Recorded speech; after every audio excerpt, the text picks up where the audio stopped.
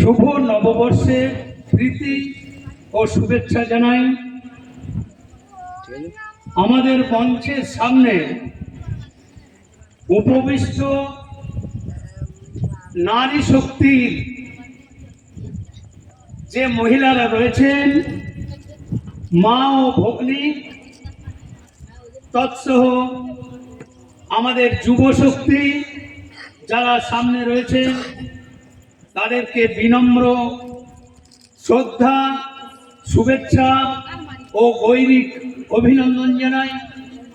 মঞ্চে আসন গ্রহণ করে আছেন ভারতীয় জনতা পার্টির বিভিন্ন পদাধিকারী বৃন্দ ও দেবতুল্য কার্যকর্তা বৃন্দকে গৈরিক অভিনন্দন জানাই। যান্ত্রিক যোগাযোগ মাধ্যমে আমার কণ্ঠস্বর যতদূর পর্যন্ত পৌঁছাচ্ছে, এতদ অঞ্চলের পার্শ্ববর্তী বাড়ির কর্তব্যরতা মা ও পিতৃস্থানীয়দের বিনম্র শ্রদ্ধায় প্রণাম জানাই। আমার সমবয়সীদের জানাই গৈরিক অভিনন্দন। আমার থেকে বয়সে ছোট তাদের জানাই স্নেহের আন্তরিক ভালোবাসা। এই জায়গাটি দুর্গা মন্দির,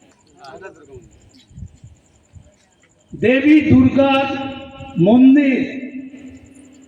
তো মা দুর্গার প্রতি শ্রদ্ধা নিবেদন করে মা দুর্গার যে প্রণাম মন্ত্র, সর্বমঙ্গলা মঙ্গলে শিবে সর্বার্থ সাধিকে শরণ্যে ত্রম্বকে গৌরী নারায়ণী নমস্তুতে।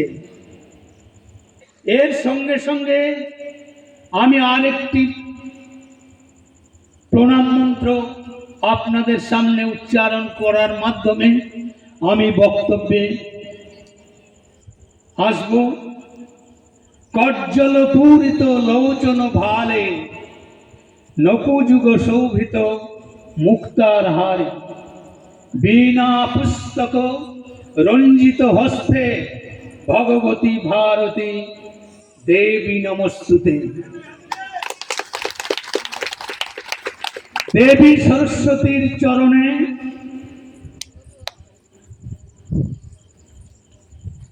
প্রণাম জানিয়ে বক্তব্য রাখতে চাই। এই কারণে প্রতিটি মঞ্চে আমাদের ঘন্টার পর ঘন্টা মাইক্রোফোনের সামনে যে বক্তব্য রাখতে হয়, এই বক্তব্য রাখা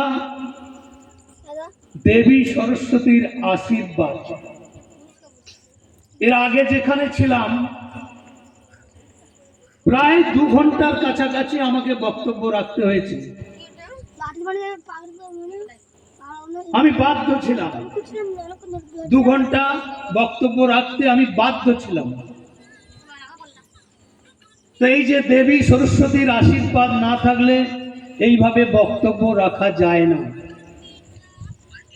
তো দাদা তৃণমূল কংগ্রেসের একটা গানের কথা বলছিলেন না? আমাদের দিদি মাননীয়া মুখ্যমন্ত্রী মমতাজ বেগম, উনি নিজেই গান ধরেছেন। কি গান জানেন? এই কদিন আগে সোশ্যাল মিডিয়ায় দেখলাম, গানের ছন্দেই বলছে, আমার মুড়ি ফিরিয়ে দাও, আমার মুড়ি ফিরিয়ে দাও, আমার মুড়ি ফিরিয়ে দাও। দিদির গান, নতুন গান। কেন বলুন দেখি? আমার মুড়ি ফিরিয়ে দাও কেন বলছেন? কারণ আমাদের ভারতবর্ষে যশস্বী প্রধানমন্ত্রী, বিশ্বের শ্রেষ্ঠ প্রধানমন্ত্রী নরেন্দ্র দামোদর দাস মোদীজি পশ্চিম বাংলায় প্রচারে এসে একটি ক্ষুদ্র ব্যবসাদার ঝালমুড়ির দোকান থেকে নিজের পকেট থেকে 10 টাকা মূল্য দিয়ে উনি ঝালমুড়ি কিনে খেয়েছেন। আর ওনার এই ঝালমুড়ি খাওয়াটা এমন ভাবে ভাইরাল হয়েছে, গোটা বিশ্ব পর্যন্ত ছড়িয়ে গেছে। আর দিদির হাড়ে কাঁপুনি ধরেছে। দিদি দেখছে যে নির্বাচনী বক্তব্য আমাদের তো আর কিছু দেবার নেই, তাই মোদিজি মুড়িটাও আমার কেড়ে নিল। তাই দিদি আক্ষেপে বলছে, আমার মুড়ি ফিরিয়ে দাও, আমার মুড়ি ফিরিয়ে দাও। এইভাবে দিদি নাটক করছেন। মাননীয়া বঙ্গেশ্বরী বেগম, আপনার কি জানা আছে এই যে নির্বাচন প্রথম দফার হয়ে গেল, এই নির্বাচন আপনার লেটেল বাহিনী বেশ কিছু জায়গায় বানচাল করে বিজেপির প্রার্থী, তার উপরে পৈশাচিক অত্যাচার করে কিল চর ঘুষি মেরে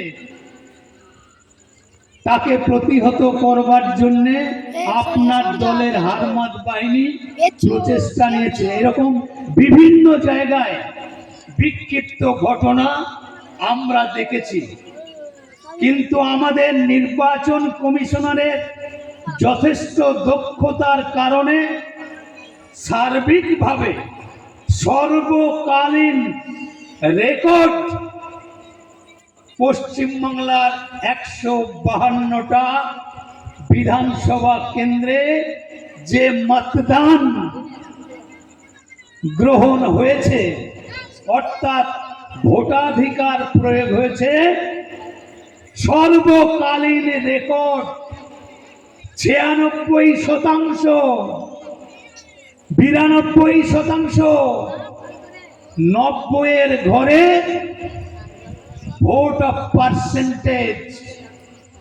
এইরকম অবস্থা অতীতে কোনো দিন হয়নি। তাই মানুষ ঘর থেকে কাতারে কাতারে বেরিয়ে এসেছেন। আর সব থেকে উল্লেখযোগ্য বিষয় হলো আমার পশ্চিমবাংলার মাতৃশক্তি, নারী শক্তি, তাদের অবদান। এই নারী শক্তিকে নানা রকম ভয়ের বাতাবরণ দেওয়ার সত্ত্বেও নারী শক্তি আজকে দেবী দনুজ দলনী মা কালীর রূপ ধারণ করেছে। মা দুর্গার রূপ ধারণ করে নারী শক্তি জীবনের সংকল্প নিয়েছে। বিগত 15 বছরে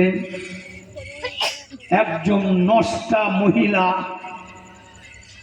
এই রাজ্যের মুখ্যমন্ত্রী তার ব্যভিচারী রাজনৈতিক চালচিত্র আমার ভারতীয় জনতা পার্টির নারী শক্তি মর্মে মর্মে উপলব্ধি করেছেন। তাই ঘর থেকে ভোর বেলায় বেরিয়ে পড়েছে, ভোটের লাইনে দাঁড়িয়ে গেছেন, তারা নির্বিঘ্নে ভোট দিয়েছেন। এটাই হচ্ছে নারী শক্তি বিকাশের পশ্চিমবাংলার রাজনীতির আকাশে একটা জয়ধ্বনির বার্তা। তাই শাসক দলের নেত্রী মমতা বন্দ্যোপাধ্যায় স্নো পাউডার মাখিয়ে দামি দামি প্রসাধনী সামগ্রী ঠোঁটে লাগিয়ে, গালে লাগিয়ে, শ্রাবণী শ্রাবন্তী, এই ধরনের নানা ধরনের সিনেমা আর্টিস্টদের নায়িকাদের নিয়ে এসে ভোট বৈতরণী পার করার জন্য বিভিন্ন জনসভায় তাদেরকে নিয়ে যাচ্ছে আর মানুষের কাছে বার্তা দিচ্ছে তৃণমূলকে ভোট দিন, নইলে আপনারা লক্ষ্মীর ভান্ডার পাবেন না, যুবসাথী পাবেন না, যুবতীর জন্য বলছেন ১,৫০০ টাকা পাবেন না, স্বাস্থ্য সাথী পাবেন না। আমার দাদা বললেন, এটা কি দিদির বাপের সম্পত্তি? দিদি কি নিজের ট্যাক্স থেকে এই টাকা দেয়? এটা জনগণের করের টাকায়। আমরা আপনাদের দায়িত্ব নিয়ে বলছি, এই কোন যোজনা কেউ বন্ধ করবে না। আমরা তো সরকারে আসছেই, তাতে কোনো সন্দেহ নেই। এই যে ১৫২টা বিধানসভা কেন্দ্রে নির্বাচন হয়ে গেল, ইতিমধ্যেই বিভিন্ন এক্সিট পোল, ওপিনিয়ন পোলের মধ্যে আমার কাছে আমার মোবাইলেই আছে কম করে ৩০টা এক্সিট পোল, যেখানে দেখাচ্ছে এই ১৫২টার মধ্যে ১৩০, ১২৫, ১২২, ১১০ এইভাবে বিজেপির অনুকূলে মানুষের ভোটাধিকার প্রয়োগ করেছে মানুষ। দিদি আরো আতঙ্কিত হয়ে যাচ্ছেন, তাই দিদি আতঙ্কে পাগল হয়ে যাবার মতো অবস্থা। তাই দিদি আরো কি কি আচরণ করছেন আপনারা নিশ্চয়ই দেখে থাকবেন। ভবানীপুর কেন্দ্রে শুভেন্দু অধিকারী বাপের বুকের পাটা নিয়ে মমতা ব্যানার্জিকে চ্যালেঞ্জ করে তার বিরুদ্ধে দাঁড়িয়ে উনি বার্তা দিয়েছেন যে মমতা ব্যানার্জিকে আমি হারাবই। ২০২১ সালে হারিয়েছি ১৯৫৬ ভোটে, আর ভবানীপুরে কম করে ২০,০০০ ভোটে মমতাকে হারাবো। তার জন্য জমি তৈরি হয়ে গেছে। আর দিদি আতঙ্কে শিউরে উঠে জনগণের করের টাকা ব্যয় করে র্যাম্প বানাচ্ছে, আর সেই স্টেজে মাইক্রোফোন নিয়ে এ প্রান্ত থেকে ও প্রান্ত পর্যন্ত দেবীর নাচন কদন করে দেবের পাগলু ড্যান্সের মতো দিদির নাচন কদন করে বিজেপির গোষ্ঠীর পিন্ডি চটকাবার চেষ্টা করার জন্য ভবানীপুরে মনে মনে ঠিক করেছিলেন। কিন্তু কি হলো? তোমার দেখা নাই রে, তোমার দেখা নাই, তোমার দেখা নাই রে, তোমার দেখা নেই।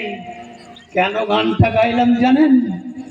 ভবানীপুর কেন্দ্রে এত আয়োজন করে সেখানে দেখা গেল শুধু চেয়ার দাঁড়িয়ে আছে, চেয়ার গুলো দাঁড়িয়ে দাঁত বার করে বসে আছে, আর পিছনের সারি পুরো চেয়ার ফাঁকা। আর দিদি বলছে তোমার দেখা নাই রে, তোমার দেখা নেই। আমার কাছে ভিডিওটা আছে, ইউটিউব চ্যানেলে ঘুরছে, প্রচুর ভাইরাল হয়েছে। আর যুবরাজ বাঁকুড়া বিষ্ণুপুরে, সেখানেও সেই কোটি কোটি টাকা খরচা করে র্যাম্প করে স্টেজ করে যুবরাজও সেখানে মিটিং করার প্রস্তুতি নিয়েছে। ওখানেও সেই একই দশা, তোমার দেখা নাই রে, তোমার দেখা নেই। আমার সঙ্গে একটু বলুন, তোমার দেখা নাই রে, তোমার দেখা নেই। আরে গলা মিলিয়ে বলুন, তোমার দেখা নাই রে, তোমার দেখা নেই, তোমার দেখা নাই রে, তোমার দেখা নেই। বাঁকুড়া বিষ্ণুপুরের মিটিংয়েও একই পরিণতি, বেলা 2টো পর্যন্ত চেয়ার দাঁড়িয়ে আছে, আর তৃণমূলের সমর্থকদের পাত্তা নেই। দিদি তাই পাগল হয়ে গেছে, আমার স্বাদ না মিটিল, আশা না ফুরিল, সকলে ফুরায়ে যায় মা বলে ঘরের কোণে ঘুম দিতে গিয়ে দিদি মনে মনে স্বপ্ন দেখেছিলেন, চতুর্থবারের জন্য আমি আর একবার মুখ্যমন্ত্রী হয়ে আমি রাজ্য শাসন করব। সে আশা দিদির আর পূরণ হলো না। তাই দিদি কি বলছে, আমাদের শ্রদ্ধেয় স্বরাষ্ট্রমন্ত্রী অমিত শাহজিকে বলছে, মোদিজিকে বলছে, তোমরা কেন আসবে আমাদের বাংলায়, তোমরা কেন আসবে? আমার প্রধানমন্ত্রী, সারা ভারতবর্ষের প্রধানমন্ত্রী, তাকে সালাবাঞ্চত করছে, তাকে সালাবাঞ্চত করছে, বলছে কোন হরিদাস পাল আমাদের অমিত শাহজিকে বলছে ভূতল কুতকুত। অমিত শাহকে বলছে মোটা ভাই। মোটা ভাই তো 15 দিনের জন্য পশ্চিম বাংলায় গোজ গেড়ে বসে আছে।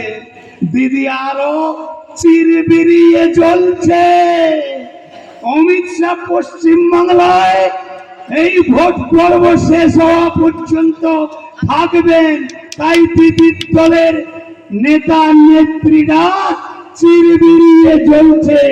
তাই এই ধরনের কটূক্তি, এই ধরনের উক্তি দিয়ে তিনি মানুষের জনসমর্থন আরো হারিয়ে ফেলছেন। আর বিজেপির অনুকূলে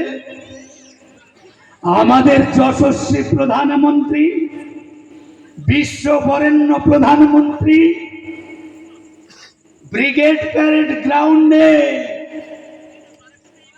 যে জনসভা হয়েছে, এখানকার তৃণমূলের বড় নেতা, মাঝারি নেতা, মিনি নেতা, মহিলা নেত্রী, তাদের কানে আমার কণ্ঠস্বর যদি পৌঁছায়, আমি আপনাদের আশ্বস্ত করছি, আপনারা নিশ্চয়ই দেখেছেন, যারা না গিয়েছেন তারা ভিতরে ভিতরে আফসোস করছেন যে ব্রিগেড প্যারেড গ্রাউন্ডের যে জনসভা হয়েছে, স্বাধীন ভারতের ব্রিগেড প্যারেড গ্রাউন্ড সর্বকালীন রেকর্ড মানুষের ভিড় হয়েছে। প্রায় 20 লক্ষ মানুষের ভিড় হয়েছে।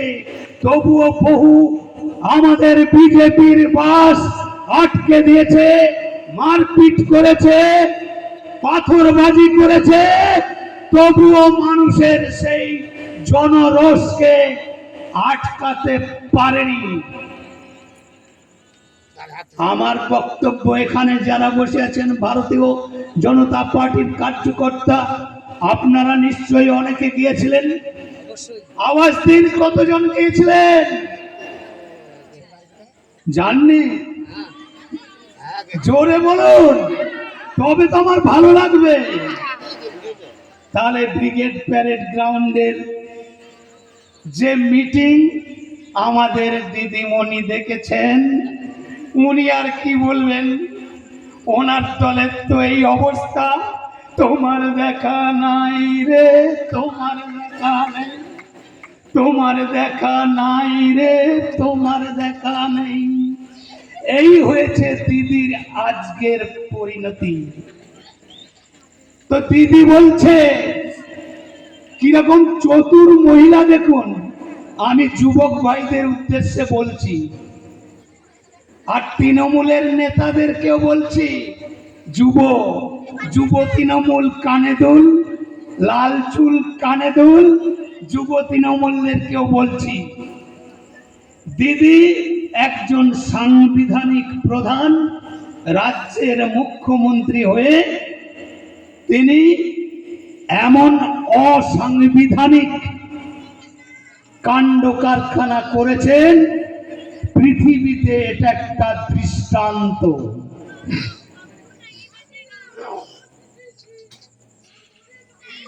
জল একটু নর্মাল জল, ঠান্ডা জল নর্মাল জল একটু। একজন সাংবিধানিক প্রধান হয়ে ভোট ডিক্লেয়ার হবার 5 ঘন্টা আগে দিদি ঘোষণা করলেন যুব সাথী, যুবকদের 1,500 টাকা করে দেবেন।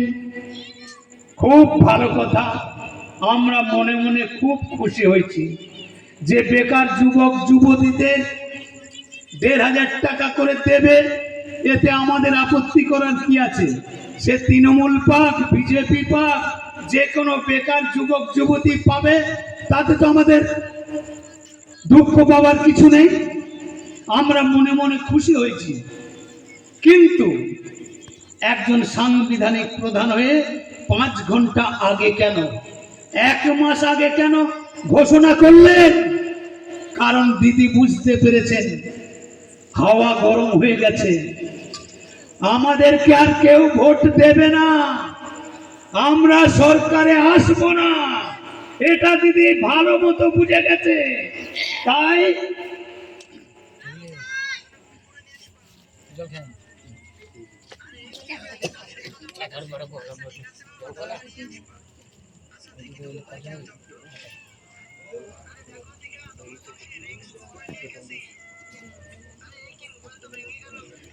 দিদি দেখছে যে এমন একটা কাণ্ড ঘটাতে হবে তাতে করে সাধারণ মানুষের ভোট যাতে কুক্ষিগত করা যায়, তার জন্যে ওই যুব সাথীর নাম দিয়ে 1,500 টাকা যুবকদের উদ্দেশ্যে বললেন, আর বললেন অনলাইন অফলাইন এই 2 বিভাগে আপনারা তড়িঘড়ি নাম নথিভুক্ত করেন।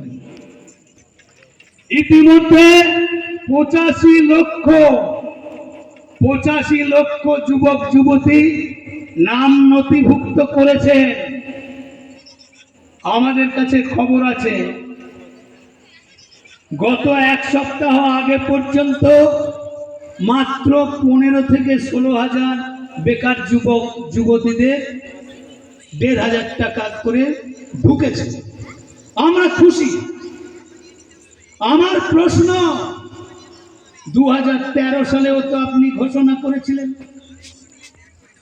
2013 সালেও এই যুব সাথী ঘোষণা করে সেটা থমকে গেল কেন? সেটা কেন কন্টিনিউ চালালেন না 2026 পর্যন্ত? কেন চলেনি? মাঝপথে থমকে গেল। দিদি অনেকগুলো শ্রী আর অনেকগুলো সাথী, যুব সাথী, স্বাস্থ্য সাথী, কন্যা সাথী, এই ধরনের অনেক সাথী আর অনেক শ্রী উপহার দিদি দিয়েছেন। যা খুশি দিয়েছেন, আমাদের কোনো আপত্তি নেই। কিন্তু আজকে ভারতীয় জনতা পার্টির যে সংকল্প পত্র, তাহলে আমরা যদি দিই দেশের জনগণকে আরো বেশি কিছু দিতে চাই, সেটা তো আমাদের অপরাধ কিছু না, সেটা কোনো অপরাধ নয় তো। তাহলে আমাদের প্রধানমন্ত্রী, আমাদের স্বরাষ্ট্রমন্ত্রী থেকে আরম্ভ করে আমাদের কেন্দ্রীয় নেতৃত্ব এবং রাজ্য নেতৃত্বের মাধ্যমে বিগত 3 মাস ধরে আমরা বলে আসছি, এই মহিলাদের জন্য আমরা 3,000 টাকা মাসিক দেব। মহিলাদের, মধ্যবিত্ত, গরিব, নিম্ন মধ্যবিত্ত স্তরের সমস্ত মহিলাদেরকে মাসে 3,000 টাকা করে দেব এবং যুবকদের জন্য মাসে 3000 টাকা দেব। আমাদের কিন্তু যে সংকল্প, এই বেকার যুবকদের এই 3000 টাকা যে দেয়া হবে, এটা হচ্ছে যতদিন পর্যন্ত ওই যুবক চাকরি বাকরি না পাবে, কোনো স্থায়ী কর্মসংস্থানের ব্যবস্থা না হবে, ততদিন পর্যন্ত এই 3000 টাকা তারা এই ভাতাটা পাবে। মহিলাদের জন্য, অন্তঃসত্ত্বা মহিলাদের জন্য 21000 টাকা এককালীনে দেয়া হবে। অন্তঃসত্ত্বা মহিলাদের জন্য 21000 টাকা। এই ইয়েগুলো দেওয়া হয়েছে, সংকল্পপত্র মানুষের বাড়ি বাড়ি আপনারা পেয়েছেন। এই সংকল্পপত্র আমি জোরহাত করে অনুরোধ করছি, এই সংকল্পপত্রের প্রত্যেকটি ছত্রে ছত্রে যে বিষয়গুলো লেখা আছে সেই বিষয়গুলো পড়বেন, উপলব্ধি করবেন। জনগণের কল্যাণে, নারী জাতির কল্যাণে, গোটা পশ্চিমবাংলার মানুষের কল্যাণে বহুত যোজনা আমাদের যশস্বী প্রধানমন্ত্রী ঘোষণা করেছেন। তাই দয়া করে বলছি, আপনারা এইগুলো পড়বেন, উপলব্ধি করবেন। আপনার প্রতিবেশী, আপনার বন্ধু বান্ধব, আত্মীয় স্বজন যারা পায়নি তাদের পেতে সাহায্য করবেন। এই সংকল্প পত্রের মধ্যেই আপনাদের রক্ষা কবচ, আগামী দিনের জীবনযাত্রার মান উন্নয়নের একটা রাস্তাকে ত্বরান্বিত করার ব্যবস্থা। আপনারা জানেন 75 লক্ষ লাখপতি দিদি, যেটা ভারতবর্ষের বিজেপি শাসিত প্রায় 23টা রাজ্য, এনডিএ জোট আর এককভাবে জোটের সরকার, বিজেপির সরকার চলছে, অবিজেপি আরো কয়েকটি সরকার, কয়েকটি রাজ্য কিন্তু চালু হয়েছে প্রধানমন্ত্রীর অনেক যোজনা। একমাত্র ব্যতিক্রম এই রাজ্যের অপদার্থ মূর্খমন্ত্রী। আমি দায়িত্ব নিয়ে বলছি, অপদার্থ মূর্খমন্ত্রী এই যোজনাগুলো চালু করতে দেননি। তাই আপনারা সেই সুফল পাচ্ছেন না। 75 লক্ষ নারীদের জন্য লাখপতি দিদি। অতীতে আপনারা শুনেছিলেন, কোন রাজনৈতিক দলের নেতাদের কাছে শুনেছেন এই যে লাখপতি দিদি? কৃষি প্রধান দেশ হচ্ছে আমাদের পশ্চিমবাংলা। এই পশ্চিমবাংলায় বিশেষ করে কৃষক পরিবারের মা বোনদের স্বনির্ভর করবার জন্য এই লাখপতি দিদির এই যোজনার মাধ্যমে ড্রোন ক্যামেরা নির্মাণের জন্য প্রশিক্ষণ দেয়া হবে। আর প্রশিক্ষণ পিরিয়ডেও 15,000 টাকা করে স্টাইপেন্ড দেয়া হবে। সম্পূর্ণ প্রশিক্ষণ হয়ে গেলে পরে তাদের এই যে লাখপতি মানে একজন দরিদ্র নিম্ন মধ্যবিত্ত পরিবারের মহিলা লাখপতি হবে। ভাবতে পারেন এসব যোজনা? কল্পনা করতে পারেন? ভারতবর্ষের বিভিন্ন রাজ্যে কয়েক লক্ষ এই যে প্রধানমন্ত্রীর মন কি বাত হয়। আপনাদের একটা বদ অভ্যাস আছে কি জানেন? আপনারা বিজেপি করেন, কিন্তু আপনাদের একটা বদ অভ্যাস আছে। আমি দায়িত্ব নিয়ে বলছি, আমার কার্যকর্তাদের উদ্দেশ্যে বলছি, প্রধানমন্ত্রীর মন কি বাত আপনারা দেখতে চান? আরে যে রাধে সে চুলও বাঁধে, যে রাধে সে চুলও বাঁধে। 1 ঘন্টার মন কি বাত আগামী দিনে আমি আপনাদের বলে যাচ্ছি, প্রধানমন্ত্রীর মন কি বাতের অনুষ্ঠান প্রতিটি পরিবারের পুরুষ মহিলা একসঙ্গে বসে প্রধানমন্ত্রীর মন কি বাত শুনবেন, দেখবেন, বুঝতে পারবেন। ডাইরেক্ট প্রধানমন্ত্রী কথা বলেন এই মা বোনেদের সঙ্গে, ডাইরেক্ট কথা বলেন।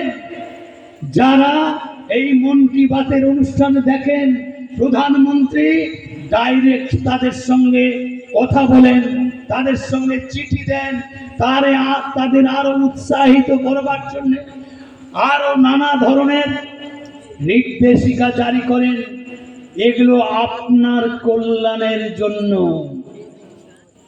কিন্তু আমার এই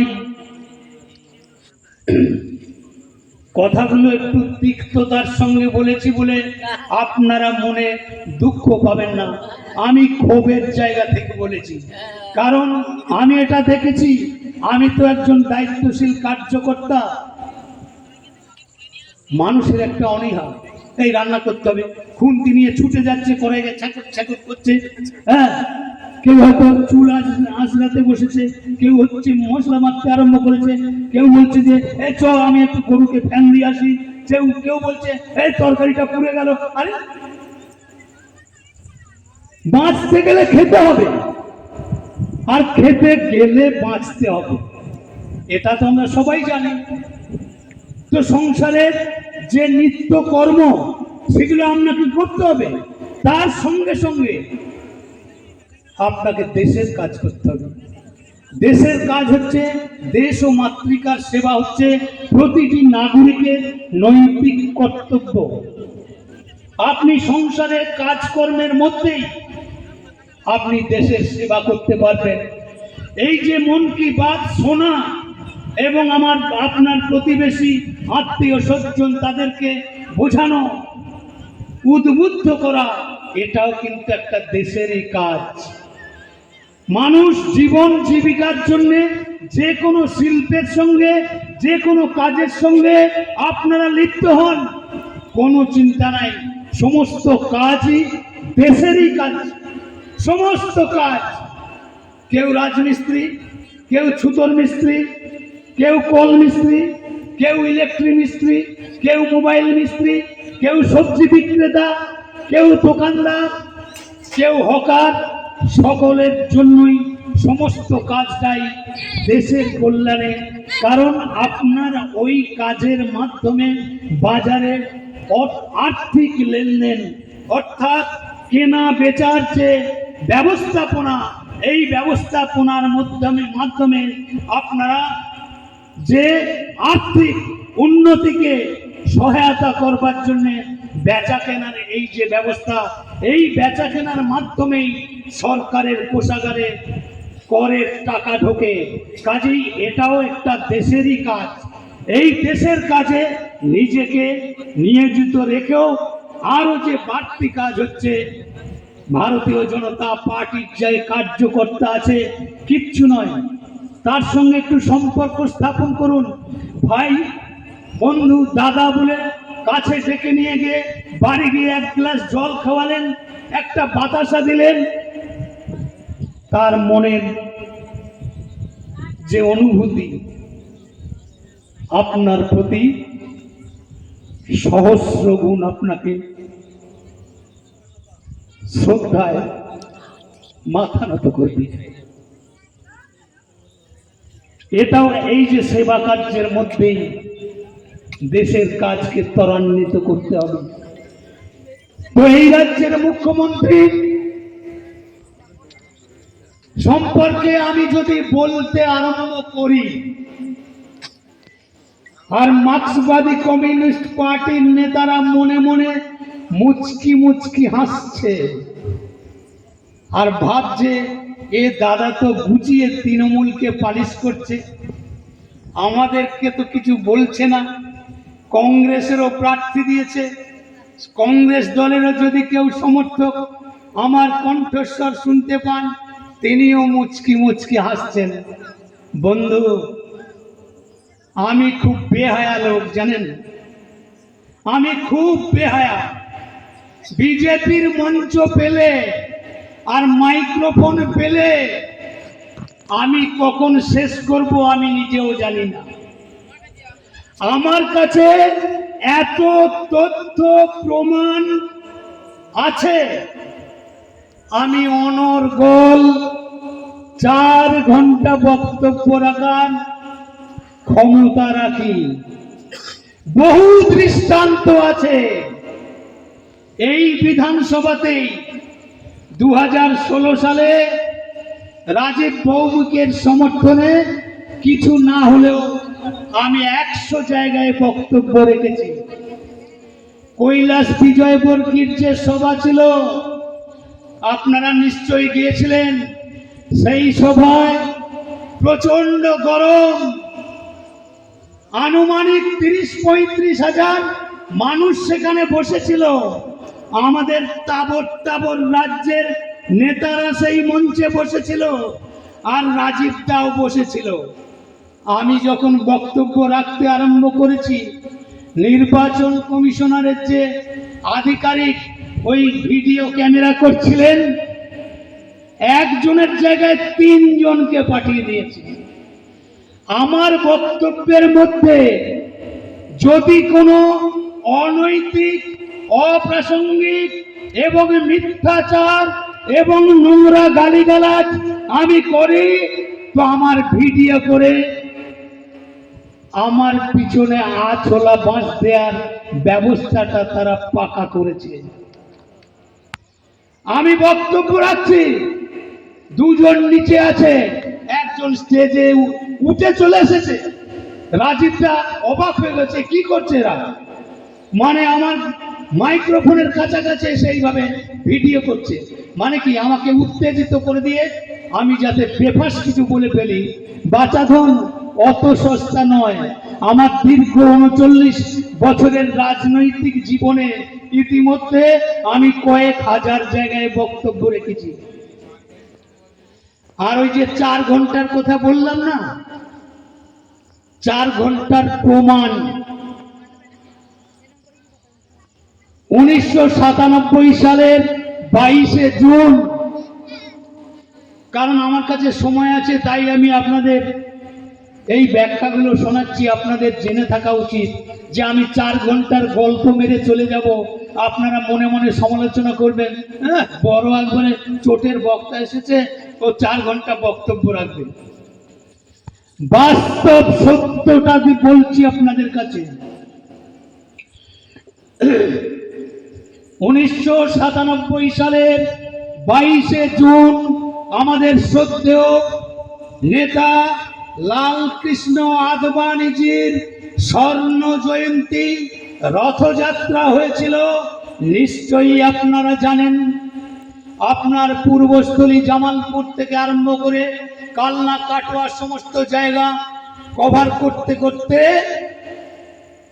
কলকাতা ফিরে যাবে। তো ব্যান্ডেল মোড়, জিটি রোড গেট, অর্থাৎ ব্যান্ডেল স্টেশন রোড, ওই স্টেশন বাজারে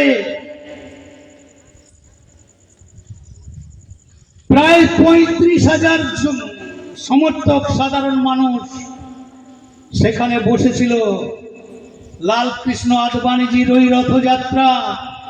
আর মগরা মণ্ডলের সভাপতি রাজেন্দ্র সিং আমাকে 1 সপ্তাহ আগে চিঠি লিখে, আমি একটা প্রাইভেট কোম্পানিতে চাকরি করতাম ডানলপ কারখানার কাছে, তো আমাকে 1 সপ্তাহ আগে চিঠি দিয়ে জানিয়ে দিয়ে এসছেন যে দেবুদা আপনাকে 22শে জুন 2 জায়গায় জনসভা, পথসভা নয় জনসভা, একটা হচ্ছে ডানলপ ফ্যাক্টরির সামনে জিটি রোড গেট, ওখানে একটা সভা, আর ব্যান্ডেল মোড় স্টেশন রোড জিটি রোড, ওখানে একটা বড় জনসভা। তো ডানলপ গেটে আমি 2 ঘন্টা 35 মিনিট বক্তব্য রেখেছি। বাধ্য ছিলাম, আমার সমকক্ষ কোনো বক্তা ছিল না। ওই ছুটকো ছাটকা 2-4 জন নেতা 10 মিনিট 15 মিনিট, বড় জোর আধ ঘন্টা। আরে পুঁজি থাকতে হবে তো বক্তব্য রাখতে গেলে। তো আমি যে এই ঘন্টার পর ঘন্টা বক্তব্য রাখি, এর জন্য প্রচুর পড়াশুনো করতে হয়। তো ডানলপ গেট জিটি রোডে বক্তব্য রাখতে রাখতে আমার কোম্পানির মালিক মোটরসাইকেল নিয়ে দেখতে এসেছে দেবুদা কি করছে, আমার থেকে বয়সে ছোট মালিক হলেও দেখতে চলে এসছে যে কি করছে, কখন মিটিং শুরু করেছে। যখনই যাই তখন দেখি বক্তব্য রাখছে। তো বক্তব্য রাখতে রাখতে যখন শেষ করলাম, শেষ কেন করলাম, মঞ্চের পাশে দাঁড়িয়ে আছে আমাকে ব্যান্ডেল মোড়ে নিয়ে যাওয়ার জন্য নেতা এসে হাজির হয়ে গেছে। তো এই মঞ্চ থেকে নেমে আসার পরে সিপিএম এর একজন মার্ডার করার নেতা আমাকে এইভাবে জড়িয়ে ধরে আমাকে বলছে যে দেবুদা, আমরা বহু নেতার বক্তব্য শুনেছি, আপনি আমাদের জ্ঞান চক্ষু খুলে দিয়েছেন, জীবনে শুনিনি। আপনার বক্তব্যের এত তথ্য, এত জোশ আপনি কোথায় পেলেন?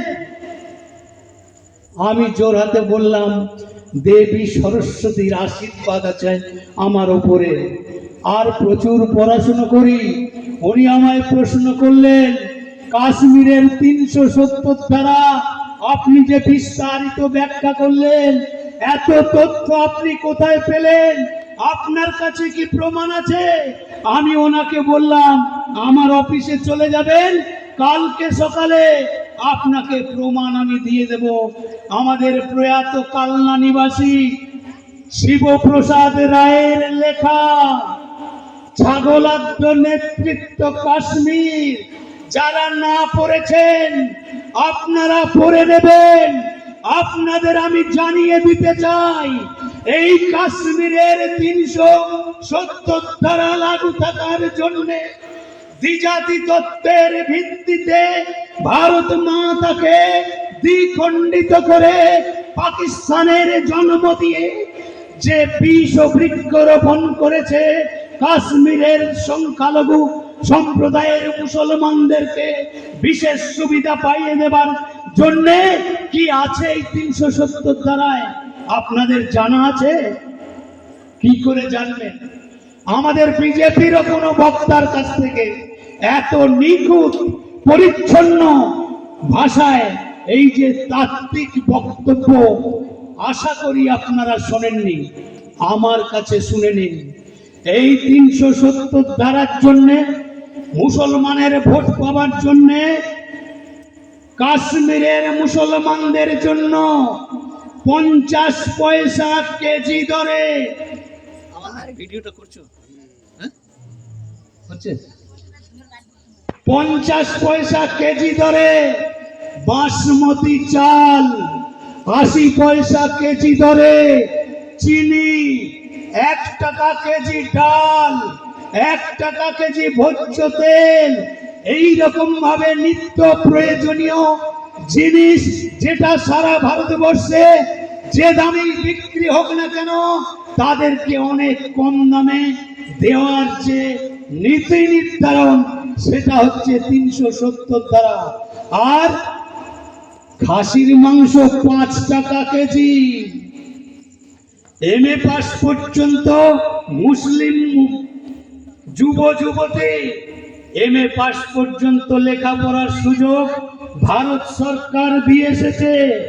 আর এই ভারত সরকার দিয়ে আসার জন্য কি মূল্য দিতে হয়েছে আপনারা জানেন? এই ধারাটা লাগু থাকার জন্য তাদের বিশেষ সুবিধা দানের মাধ্যমে ভারত সরকারের কোষাগার থেকে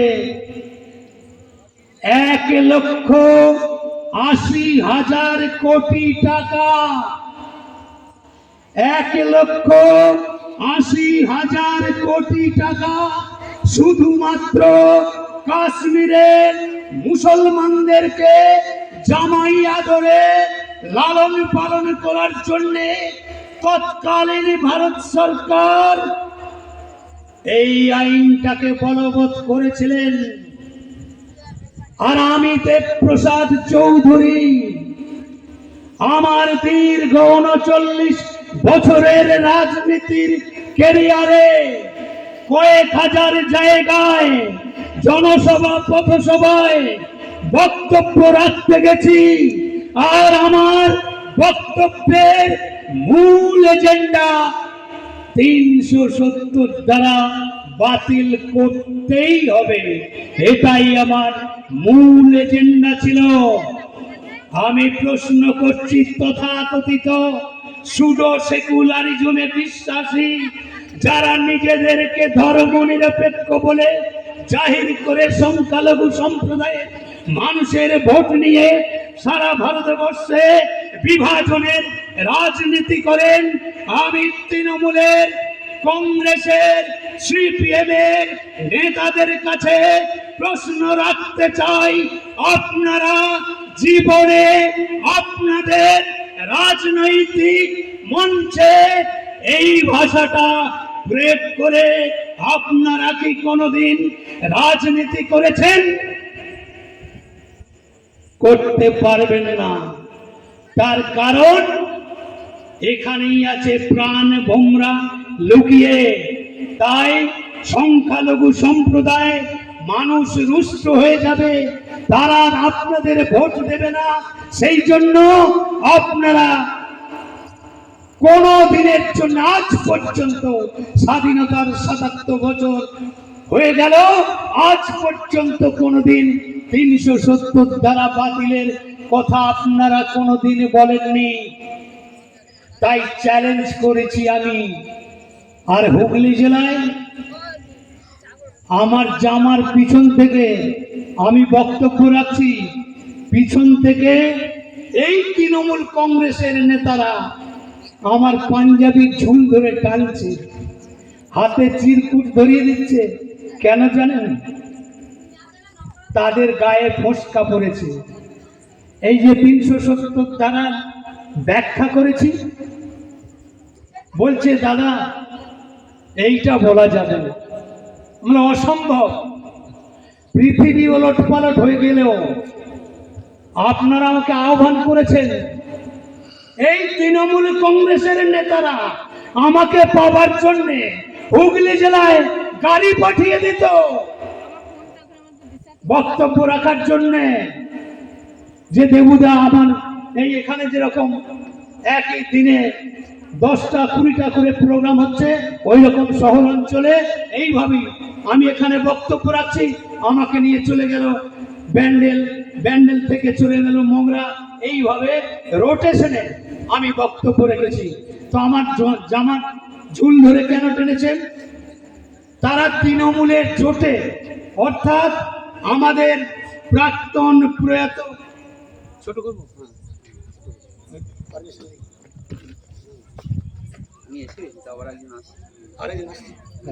যাই হোক, আমি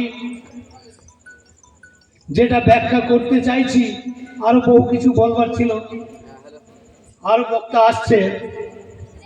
তো আমার জামার ঝুল ধরে টানার পিছনে কারণ হচ্ছে আমাদের প্রয়াত বিশ্ববরেণ্য ভারতরত্ন প্রধানমন্ত্রী অটল বিহারী বাজপেয়ী সৌজন্যে এই মমতা বন্দ্যোপাধ্যায়ের টালির চালায়, টালির ঘরে মমতা ব্যানার্জির মায়ের গায়ত্রী দেবীর পায়ে হাত দিয়ে প্রণাম করে অগ্নিকন্যা রূপে সম্বোধন করে মমতা বন্দ্যোপাধ্যায়কে স্বীকৃতি দিয়েছিলেন আর তৃণমূল গঠন করার জন্য প্রেরণা জুগিয়েছিলেন।